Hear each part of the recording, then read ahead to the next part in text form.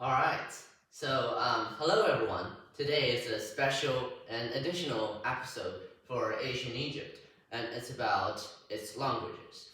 We can see here, our topic today is Rosetta Stone and Champollion, the decoding of hieroglyphics. So we'll start with a brief intro about hieroglyphics. Hieroglyphics, translated to Greek, means the sacred carving, was usually carved on important tombs of the elites. So common people in Egypt, they did not actually use hieroglyphics. They used a less complex version of it, the Demotic language. But because hieroglyphics, they were carved on stones, so they are well preserved. And a lot of the antiques unearthed in Egypt have hieroglyphic inscriptions on them. I provided two examples here. The first one is the lintel of the royal temple of Pharaoh Amenemhat III. And we can see his name is in this cartouche. And I also carved it on my own stuff. Yeah, I tried to imitate the ancient Egyptian priest and carved some hieroglyphics on a piece of stone. And one of the names I carved is Amenemhat III. The second example is the Abydos king list unearthed at the temple of Ramses II. And I also carved the first name on this king list, the first king of all Egypt, Menes, on my own stone. This is Menes. And here are just some more examples. This is my own name, Tony. I carved it myself. And this is a simple hieroglyphic sentence. The sun shines. This is the name of the famous pharaoh Akhenaten. I mentioned this pharaoh in a previous video about ancient Egypt and his monotheistic religion, the sun god Aten. Okay, so the next portion is Jean-François Champollion. This ingenious historian and linguist was born in 1790 in France, and his brother Jean-Joseph mainly supported him to study in history and languages. But he knew a lot of different languages. For example, Greek, Latin, Chinese, and the Coptic language. And his knowledge in Coptic language was very essential to his later decoding of hieroglyphics, because the Coptic language was also used in Africa, and it was actually derived from the Demotic language. This is a picture of his notebook, and this is Champollion's portrait, painted by Leon Cogniet. And the following section is the Rosetta Stone. The Rosetta Stone is an ancient Egyptian stela carved in 196 BC, and inscribed on it was basically a declaration of Pharaoh Ptolemy V's divine honor. Here I provided an English translation version of part of the information on the Rosetta Stone. And we can see that it basically praises the pharaoh from head to toe and says that Ptolemy V is rightwise the king of all Egypt.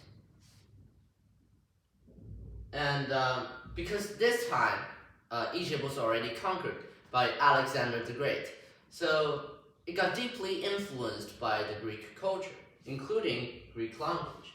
So we can see here on the Rosetta Stone, the top portion here, that's hieroglyphics. And the middle portion here, it's Demotic language. And at the lowest section here, that's Greek. So this is the unearthed Rosetta Stone, like the one we discovered. And this is a possible reconstruction of the original, of the real Rosetta Stone, thousands of years ago. We can see the information here and some information here, they are already lost. But given this amount of hieroglyphics, with its Demotic translation and its Greek translation, people all around the world still saw the hope of decoding this ancient language.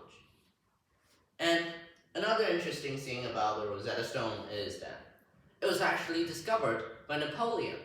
In 1798, Napoleon invaded Egypt, and he brought with him a group of scholars, and at the city of Rosetta, they found this famous Rosetta Stone. But none of the scholars was able to figure out what these hieroglyphics mean, and Napoleon was later defeated by the Britain. So the Rosetta Stone gets shifted to England, and it sits at the British Museum until now. This is a painting by Leon Gero, and the name of it is Napoleon with his general staffs in Egypt.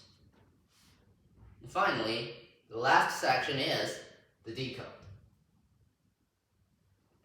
So after the information on the Rosetta Stone was largely available, people all around the world, not only those linguists and historians, but all people, wanted to crack the code.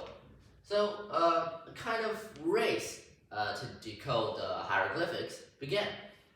The very first breakthrough is made by English physicist Thomas Young.